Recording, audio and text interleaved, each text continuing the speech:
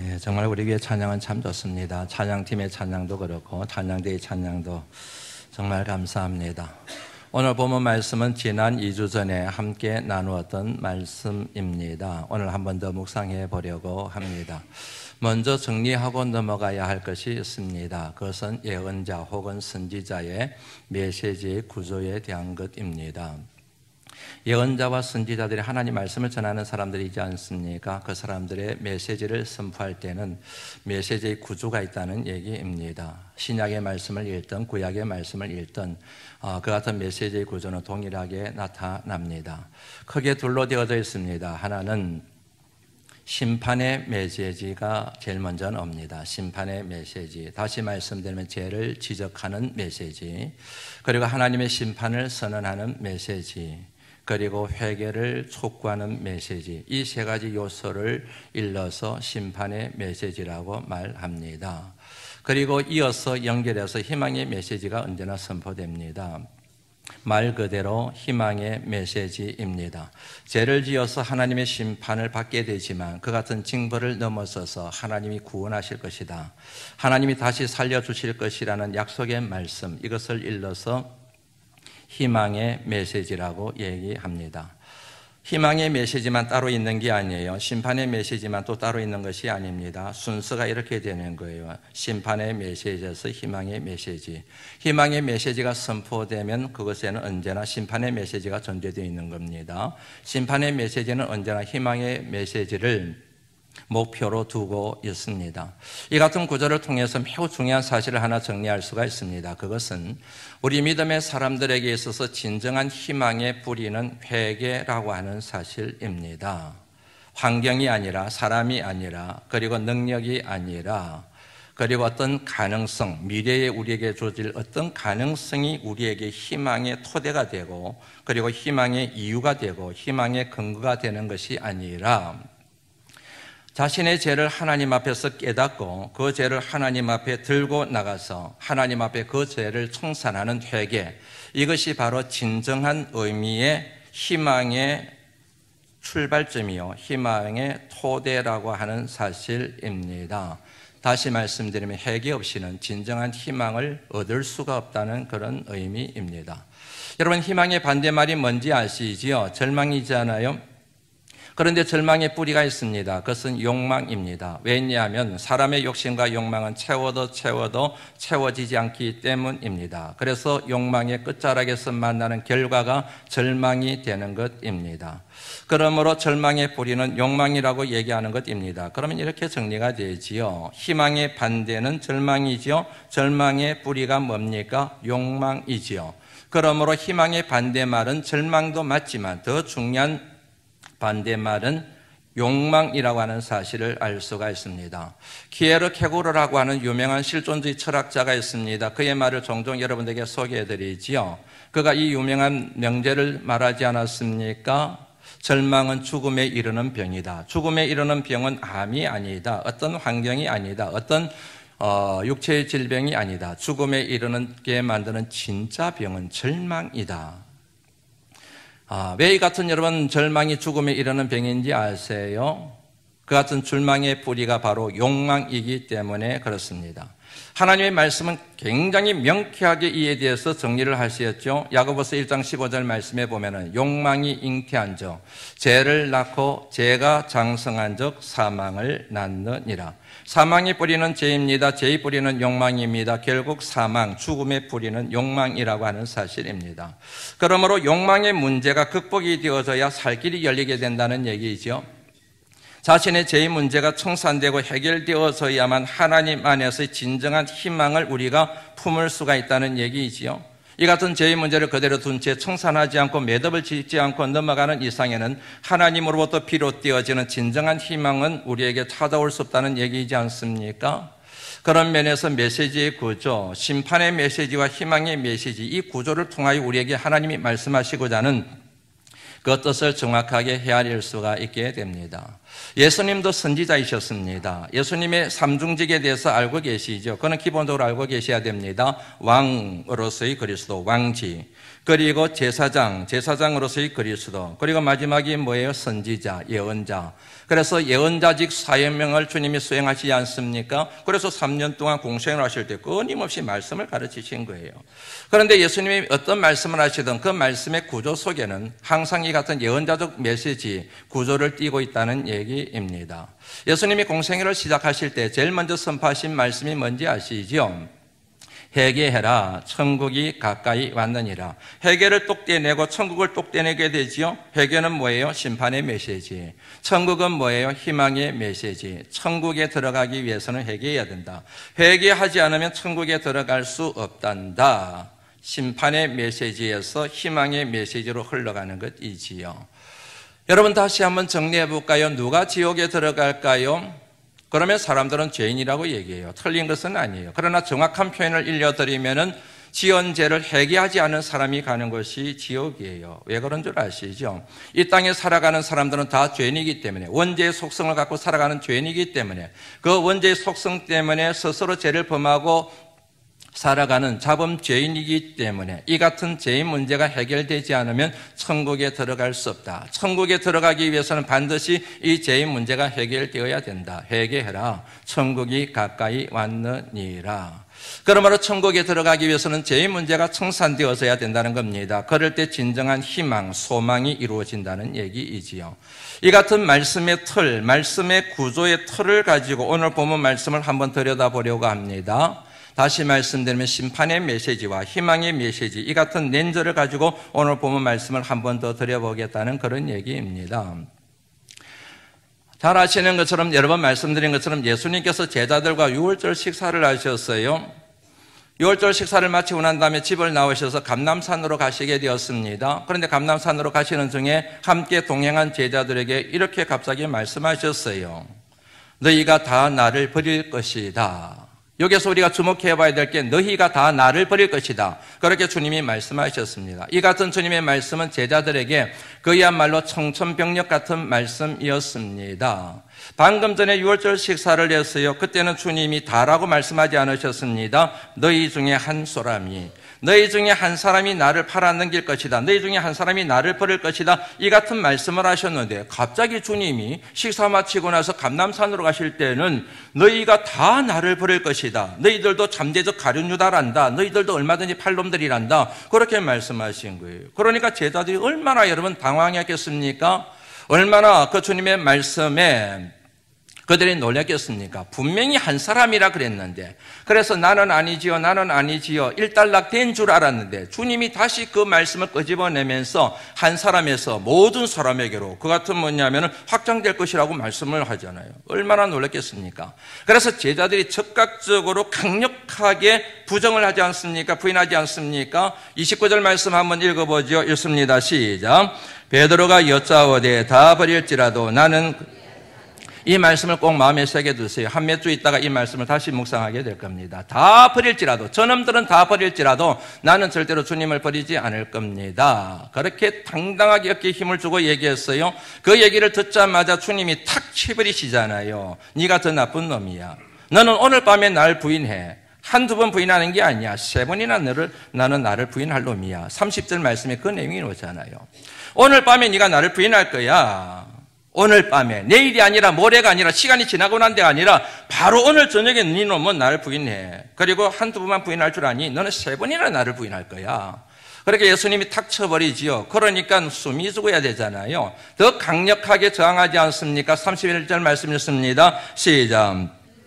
베드로가 힘있게 말하되 내가 주와 함께 죽을지언정 주를 부인하지 않겠나이다 하고 모든 제자도 이와 같이 힘있게 말했습니다. 여기서 굉장히 중요한 표현이 힘있게 말했습니다. 자신의 생각과 자신의 주장에 대한 확신을 가지고 지금 얘기하는 것입니다. 베드로만 그런 게 아니지요. 31절 끝부분에 보면 모든 제자도 이와 같이 베드로같이 반응을 했다는 표현이 나오지 않습니까? 사실 주님께서 제자들에게 이같이 말씀하신 의도가 있지요. 그것은 뭐냐면 죄를 끄집어내는 것입니다. 그리고 그들로 하여금 자신들의 죄를 깨닫게 하는 것입니다. 그래야 죄를 청산하고 하나님 주님의 제자로 거듭나게 하게 하시기 위한 것이 목적이었던 것이에요. 그런 면에서 너희가 다 나를 버릴 것이라는 이 말씀은 앞서 말씀드렸던 예언자 메시지 구조에 따르면 심판의 메시지가 되는 것입니다. 그런데 앞서 살펴봤던 것처럼 제자들이 아주 강력하게 저항을 합니다. 말씀하신 주님을 무한할 정도로, 주님이 무한하실 정도로 아주 강력하게 자기의 마음을 숨기고 거부하고 부인하게 되지요. 왜 그런 줄 아세요? 죄의 잣대를 자기 중심에 두고 있기 때문에 그렇습니다. 다시 말씀드리면 죄에 대한 해석이 자기들의 관점이라는 얘기지요. 자기들의 관점으로 주님이 말씀하신 것을 해석을 하고 자기들의 관점으로 자기들의 언행을 파악하기 때문에 죄가 아니라고 생각을 하는 것입니다. 관점이라는 말이 굉장히 중요합니다. 한번 실험해 볼까요? 한번 따라서 원하시는 분은 하셔도 되고 안 하시는 분은 안 하셔도 됩니다. 손가락을 이렇게 한번 앞에 두시겠습니까? 양쪽 눈을 뜨고 보시죠. 왼쪽 눈을 감고 오른쪽 눈으로 한 번만 보시죠. 그 다음에 반대로 한번 해보세요. 손가락 위치가 막 달라지죠. 관점에 따라서 해석이 달라지는 거예요. 위치가 달라지는 거예요, 여러분.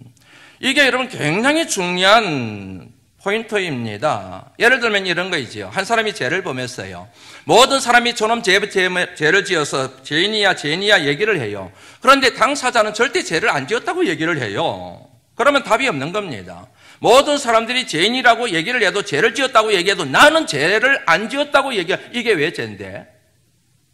이게 왜 죄라고 얘기를 하지? 이해가 안 되는 거예요. 그러면 자신이 죄를 지었다는 사실을 수용을 하지 않게 됩니다. 용납하지 않게 됩니다. 그러면 어떻게 해서 하면 이 문제를 풀 수 있을까요?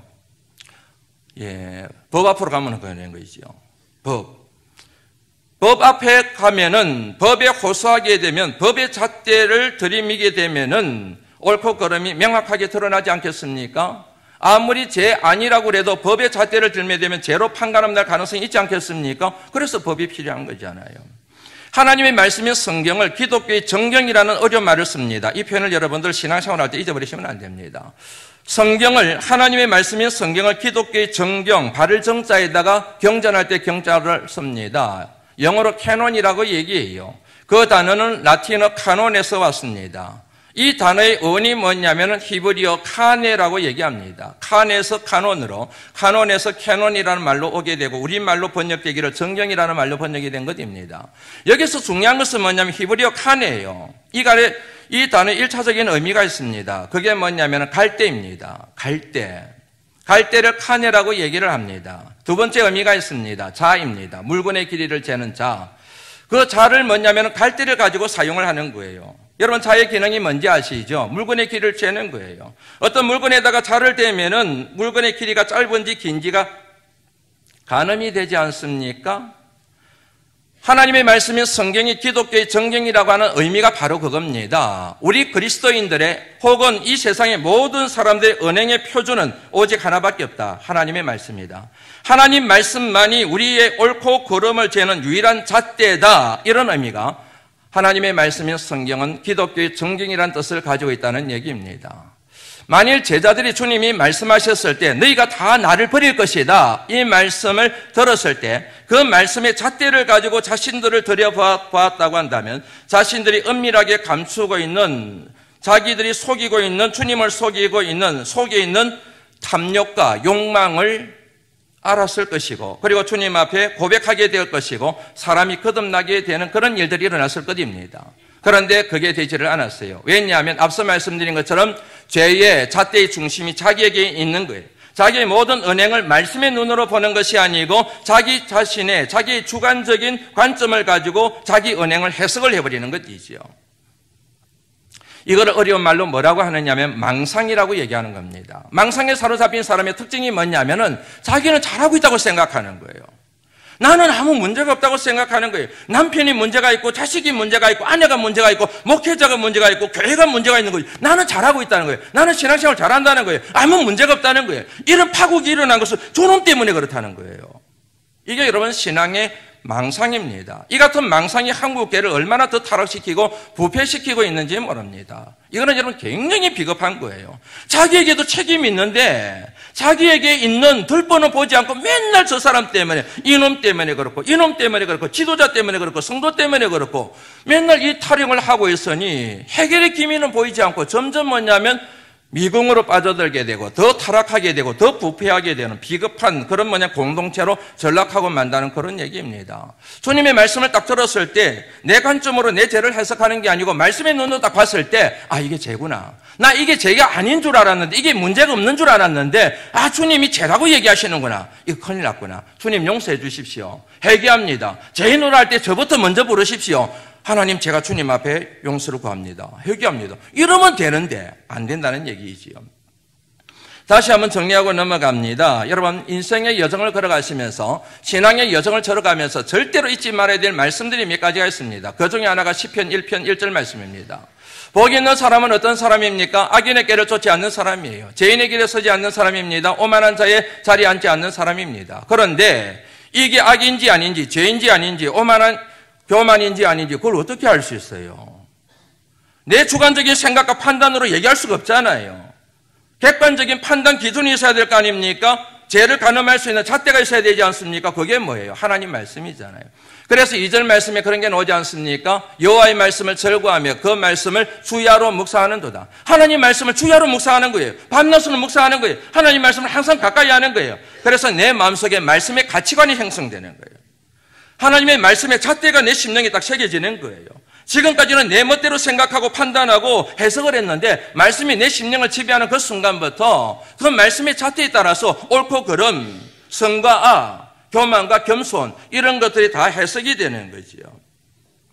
그래서 여러분, 복이 있는 사람은 어떤 사람이라고요? 말씀이 있는 사람.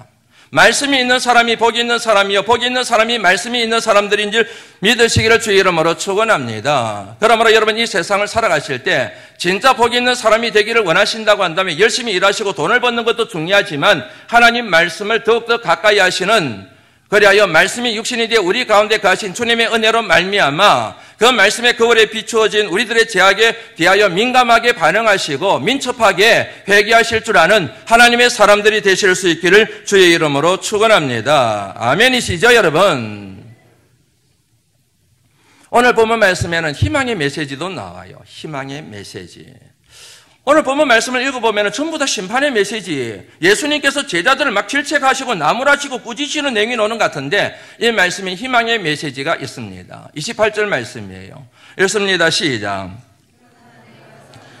너희보다 먼저 갈릴리로 가리라. 이 말씀은 여러분, 예수님의 부활에 대한 예언의 말씀입니다. 나 부활할 거야. 나 살아날 거야. 그러고 난 뒤에 나 갈릴리로 가 있을게. 그리로 와. 그곳에서 만나자. 부활에 대해서는 다음에 자세하게 생각을 나누려고 합니다. 오늘 우리가 주목하려고 하는 것은 갈릴리입니다. 왜 예수님께서 부활하시고 난 뒤에 나 갈릴리로 먼저 가 있을게. 그 갈릴리로 와. 갈릴리에서 너희들 만나자. 나를 만나려면 그곳으로 와야 돼. 왜 갈릴리일까? 왜 주님이 갈릴리라고 하는 그 같은 지명을 제안하시고 그곳으로 오라고 예수님께서 말씀을 하셨을까? 갈릴리. 다른 지역도 많을 텐데. 만날 수 있는 곳이 많을 텐데 왜 갈릴리를 지명하셨을까? 이 질문을 들 수밖에 없지 않습니까?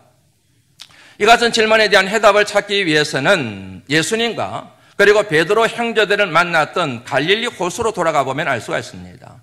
다시 정리합니다. 예수님과 베드로가 처음 만났던 것이 바로 갈릴리예요. 여러분, 갈릴리.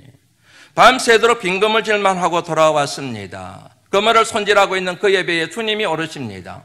주님이 오르셔서 이렇게 말씀하십니다. 첫째, 말씀이란 단어를 기억하세요. 이렇게 말씀하셨습니다. 깊은 데로 가서 그물을 내리라. 그러자 베드로가 이렇게 반응합니다. 밤이 맞도록 내가 빈금을질만 하고 돌아왔지만 말씀에 의지하여, 내가 말씀에 의지하여 그물을 한번 내리겠습니다. 말씀이란 단어를 기억하시라니까요. 말씀에 의지하여 내가 그물을 내리겠습니다. 그러자 기적이 나타났습니다. 밤새도록 한 마리도 못 잡았는데, 그런데 그물에 찢어질 만큼 많은 물고기가 잡혔습니다. 이것을 우리는 이렇게 이름을 붙일 수 있습니다. 능력. 주님이 말씀에 순종한 결과 이런 능력이 나타난 거예요, 여러분. 믿으시기를 주의 이름으로 축원합니다. 말씀에 순종하면 능력이 나타나요. 그러자 베드로가 이렇게 반응을 보여요. 주님 앞에 무릎을 꿇어요. 그러고 나서 뭐냐면 이렇게 주님 앞에 고백을 해요. 주님, 나를 떠나십시오. 나는 죄인입니다. 라고 고백해요. 정말 뜬금없는 고백이잖아요. 주님, 제가 바로 죄인입니다. 저를 떠나십시오. 라고 고백을 하더라는 얘기지요. 자기를 죄인이라고 고백해요. 누구 앞에서요? 주님 앞에서. 그러면 주님은 어떤 분이라는 고백이 되는 겁니까? 거룩한 분이라는 고백이 되는 거예요. 그러니까 여러분, 주님은 거룩한 분이구나. 그분 앞에 서 있는 나는 죄인이구나. 뭘 통해서 알게 되었을까요? 말씀을 통해서. 말씀의 능력을 통해서 이분은 거룩한 분, 그 앞에 서 있는 나는 죄인, 주님 나를 떠나십시오. 나는 죄인입니다. 이것을 일러서 말씀을 통한 자기 부인이라고 얘기하는 겁니다. 세 번째 키워드입니다. 자기 부인. 누구든지 말씀을 만나게 되면, 말씀에 사로잡히게 되면, 말씀이 심령 골수를 찔러 쪼개게 되면 내가 죄인이구나 하는 사실을 철저하게 자각하게 됩니다. 자기 부인입니다. 그러자 주님께서 그를 초청하시지 않습니까? 나를 따라오너라. 내가 너로 사람을 낚는 어부가 되게 하리라. 네 번째 키워드입니다. 사람 낚는 어부입니다. 사람 낚는 어부. 이 스토리를 통하여 우리가 주목해 봐야 될 네 가지 키워드를 여러분들에게 제가 소개를 해드렸습니다. 첫 번째가 뭐였습니까? 말씀. 두 번째 키워드가 뭐였습니까? 능력. 세 번째가 뭐였습니까? 자기 부인. 마지막이 뭐였습니까? 사람 낚는 어부. 이 네 가지는 여러분 한 줄로 연결이 되어 있는 겁니다. 서로 굉장히 치밀하게 커넥티드 되어 있는 거예요. 연결되어 있는 겁니다. 어느 하나도 빠져나갈 수가 없는 거예요. 연결이 딱 되어 있는 겁니다. 톱니바퀴 물리듯이 딱 물려 있는 것, 말씀, 능력, 자기 부인, 그리고 사람 낚는 어부라는 것입니다. 그런데 이 같은 뭐냐면은 네 가지 요소를 꽉 얽으면은 핵심 가치가 뭐냐면은 말씀이라는 것입니다. 말씀. 한번 여러분들에게 여쭤보지요. 여러분, 이 네 가지 요소 가운데서 다시 말씀드리면 말씀과 능력과 자기 부인과 사람 낚는 어부 가운데서 여러분들의 관심을 끄는 요소들을 두 개 꼽으라고 한다면 여러분들 어디에 필히 가시겠습니까? 여러분들이 아니라 이 세상에 살아가는 모든 사람들에게 이 네 가지 요소 가운데 두 가지만 한번 꼽아보십시오. 어느 거를 선택하시겠습니까? 그러면 뭘 선택하시겠습니까? 두 번 생각할 거 없잖아요, 여러분. 능력이잖아요, 여러분. 두 번째로는 사람 낚는 어부잖아요. 능력과 사람 낚는 어부, 얼마나 멋있습니까? 능력이 있는 사람이 돼요. 힘 있는 사람이 돼요. 권세 있는 사람이 됩니다. 물질의 권세이든 권력이든 아니면 지식의 권세이든 경험의 권세이든 윤리적인 권세이든 권세 있는 힘 있는 사람이 되는 거예요. 그 힘을 가지고 사람을 낚아요. 냄새나는 어부가 아니라 사람을 막 낚아채요. 사람을 부려요. 사람 위에 군림할 수가 있어요. 권력을 누릴 수 있잖아요. 사랑하는 성도 여러분, 여러분들에게 이 같은 축복이 임하시기를 주의 이름으로 축원합니다. 함정에 걸리지 않으려고 아멘 안 하시는 거죠. 아멘 안 하시기를 잘하신 겁니다. 왜냐하면 이 네 가지 요소 가운데서 가장 중요한 요소를 빠뜨리면 안 되기 때문에 그래요. 그게 뭐냐면 말씀이에요. 말씀. 말씀이 임하고 능력이 나타나게 됩니다. 그러면 그 능력의 정점이 뭔지 아십니까? 자기를 부인하는 거예요. 기적이 나타나게 되고 고침받는 역사가 일어나기 전에 앞서서 놀라운 역사가 나타나는데 자기 자신이 누구인지를 정확하게 자각하게 된다는 것이에요. 내가 죄인이구나. 내가 하나님의 은혜를 필요로 하는 죄인이구나. 말씀이 임할 때. 그리고 사람 낚는 어부라는 게 도대체 뭘 의미하는가? 내 욕망을 채우는 세상의 부귀영화를 이루는 그런 사람이 된다는 의미가 아니라 이거는 하나님의 뜻을 이루는 사람이라는 것을 말씀을 통하여 알게 되는 거예요. 그런데 능력은 있는데 말씀이 없어요.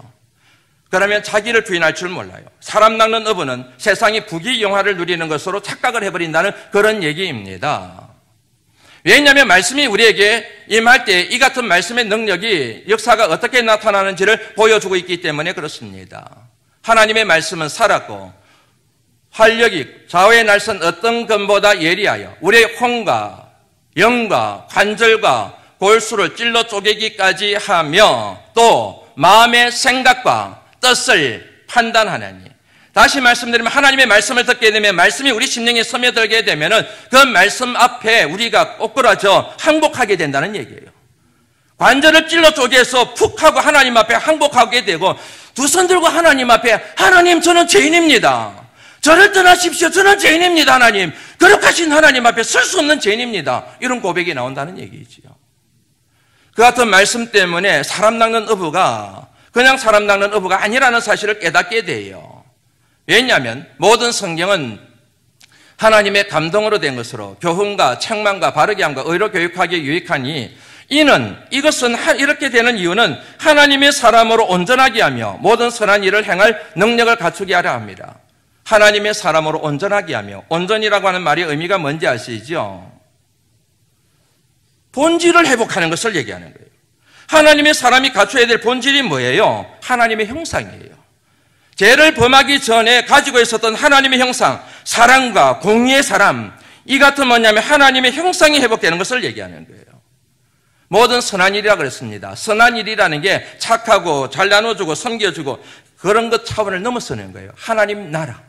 모든 선한 일의 핵심 가치는 하나님의 뜻과 하나님 나라임을 여러분들 기억하시기를 주의 이름으로 축원합니다. 그러면 하나님 말씀을 가까이 해요. 나 자신을 부인하게 돼요. 그리고 그 말씀을 통하여 하나님의 형상이 회복되어져요.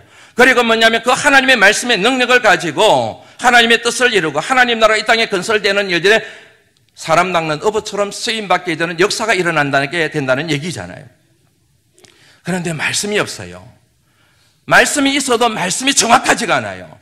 말씀이 있어도 말씀이 건강하지를 못해요. 희망의 메시지만 있어요. 심판의 메시지는 하나도 몰라요. 이게 뭐냐면 기복신앙으로 가는 거예요. 계속해서 엉뚱한 방향으로 가는 거예요. 자꾸만 능력에만 집착하는 거예요. 그러다 보니까 그 능력이 사람 낚는 어부를 해석을 할 때 세상 부귀영화를 누리는 것으로 자꾸 천착하게 되는 거예요. 자기 배부르고 등 따뜻하면 그만인 거예요. 온갖 수단과 방법을 가리지 않고 부자가 되어놓고도 하나님의 은혜라고 막 얘기하는 일들, 이 거짓된 고백들이, 간증들이 막 교회 안에 채워진다니까요, 여러분. 우리 교회 이제 얼마 되지 않아서 한 1, 2년 있다가 제가 기도원회를 갔습니다. 그때 기도 제목은 한 가지밖에 없었어요. 정말로 여러분 생명을 걸다시피 기도했습니다. 여러분들이 얼마나 실감나게 들리실지 잘 모르겠습니다. 금식하며 정말로 생명을 걸고 기도했어요. 한 가지 기도 제목만을 위해서. 그게 뭐냐면 능력이었어요. 하나님 제게 능력을 좀 주십시오. 그때 교회 안에 여러분, 우리 교회 안에 아픈 분들이 많으셨어요. 그분들을 위하여 기도하니까 제가 너무 능력이 없는 목사인 것처럼 여기지는 거예요. 그런데 그 일이 얼마 있지 않아서 TV를 보는데 동행인가요? 우리 사회에 질병 때문에 고통당하고 있는 사람들에 대한 다큐멘터리가 나오는 거예요. 그거 보면서 여러분 제가 펑펑 울었어요. 우리 집 사람이 달래줄 정도로 제가 펑펑 울었어요. 너무너무 불쌍한 거예요. 너무너무 안타까운 거예요. 기도가 절로 나오지요. 하나님 저 아이 고쳐주세요. 저 집안에 지금 흐르고 있는 눈물을 닦아주세요. TV를 보면서 막 기도하는 거예요. 그때 제 마음속에 기도하러 가야 되겠다. 내가 기도원에 기도하러 가야 되겠다. 내가 능력을 구하러 기도하러 가야 되겠다. 내가 기도하면 벌떡 일어나고, 내가 기도하면 치유가 되고, 내가 기도하면 죽은 자도 살아날 수 있는 이런 능력을 내가 하나님 앞에 구해야 되겠다. 그 마음을 가지고 기도원에 갔다니까요, 여러분. 정말로 열심히 기도했어요. 굶어가면서 기도했어요. 하나님 제게 능력을 주십시오. 치유의 능력을 주십시오. 기도하면은, 안수 기도하면 벌떡벌떡 일어나고 치유되고 질병이 떠나가는 이런 역사를 일으킬 수 있는 능력을 저한테 주십시오. 기도했지요. 하나님의 응답이 있었을까요? 없었을까요? 또 함정에 빠질 것 같아서 안 하시는 거죠, 답을. 있었죠, 여러분, 응답이. 그렇게 기도하는데 응답이 없을 리가 있습니까? 그런데 하나님께서 제게 응답하신 말씀이 그날 이후로 제게 큰 깨달음을 줬습니다. 하나님이 어떻게 응답하셨는지 아세요? 고 목사, 능력을 구하지 말고 먼저 은혜를 구해. 고 목사, 능력을 구하지 말고 먼저 은혜를 구해. 그 말씀에 여러분 제가 그 음성에 팍 꼬꾸라지면서 얼마나 제가 하나님 앞에 용서를 구하고 그래 했는지 모릅니다. 여러분 한번 생각해 보세요. 능력은 있는데 은혜가 없어요. 사탄도 얼마든지 능력 주는 줄 아시죠, 여러분? 잘못되는 거예요. 왜 사이비가 나옵니까? 왜 이단이 나옵니까? 왜 교수가 나옵니까? 은혜 없는 능력이 임했기 때문에 그런 거예요. 은혜가 있고 능력이 있으면 그 능력이 하나님의 영광을 위하여 쓰임받게 되는데, 능력이 나타나면 나타날수록 겸손하게 되고 낮추게 되고 더욱더 하나님 앞에 죄인 중에 괴수라는 고백으로 서게 되는데, 은혜는 없이 능력만 나타나게 되면 자꾸 뭐냐면 교만해지는 거예요.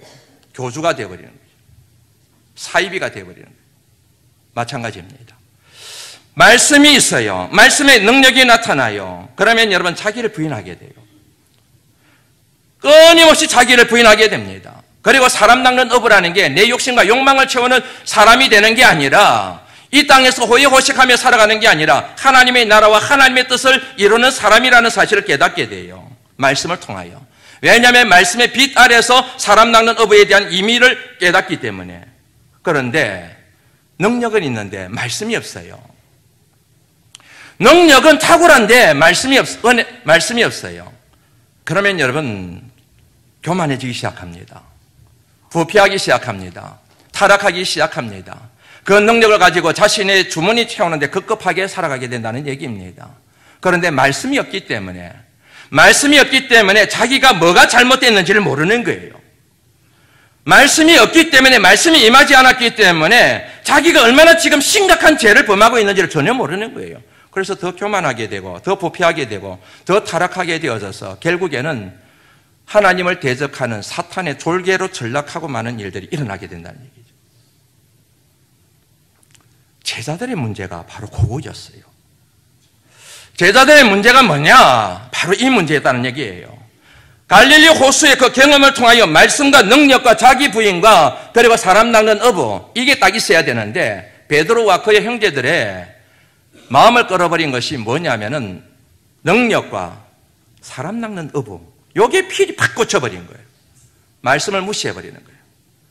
말씀을 멸시해버리는 거예요. 주님이 주신 그 말씀에 갖고 있는 의미들을, 가치를 인정하지를 않는 거예요. 주님이 그걸 아신 거예요.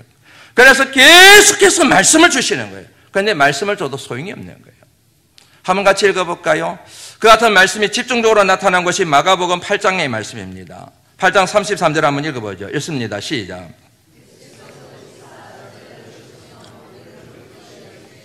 사탄아 내 뒤로 물러가라. 내가 하나님의 일을 생각하지 않고 사람의 일을 자꾸 생각해요. 말씀이 없고 능력만 추구하는 사람에게는. 그거는 여러분 사탄이 하는 짓이라는 얘기예요. 34절 한번 읽어볼까요? 읽습니다. 시작.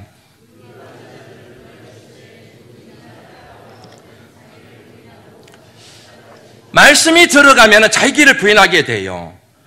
나는 죄인이라는 사실을 깨닫게 돼요. 거룩하신 주님을 통하여 내가 구원을 얻게 된다는 믿음을 갖게 되고 자기 십자가를 지는 것을 기뻐하며 즐거워하며 자기 십자가를 지고 주님의 길을 따라가게 돼요. 그런데 말씀이 없으면 자기 부인을 하질 않아요. 자기 십자가를 다 거부를 해버려요. 좋은 길로만 가려고 그러지. 넓은 길로만 가려고 그러지.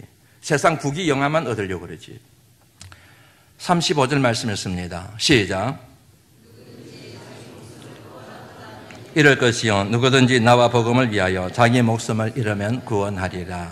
그리고 악본이 말씀을 아시죠? 인자가 온 것은 섬김을 받으려 함이 아니라 도리어 섬기려 하고 자기 목숨을 많은 사람의 대속물로 주려 함이니라. 끊임없이 주님이 말씀하시는 거예요. 말씀을 회복할 것을 계속 말씀하시는 거예요. 왜냐하면 말씀을 버리고 말씀에 대한 길을 닫아버리고 오직 능력, 그 능력을 통하여 자신의 욕망을 채우고 자신의 야망을 이루고 사람 낚는 어부, 다시 말하면 세상 부귀 영화를 누리는 것에 천착해 있는 그 제자들을 깨뜨리기 위하여 계속해서 말씀을 줘도 이게 속이 갱일기가 되어버리는 거예요. 왜냐하면 그들의 마음은 이미 하나님의 말씀에 대하여 문을 닫고 있는 거예요.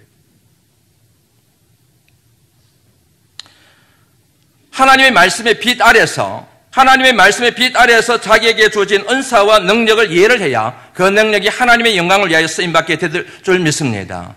하나님의 말씀의 빛 아래에 있어야 내가 하나님의 은혜를 필요로 하는 죄인이라는 자기 부인의 고백이 나오게 되어 있습니다.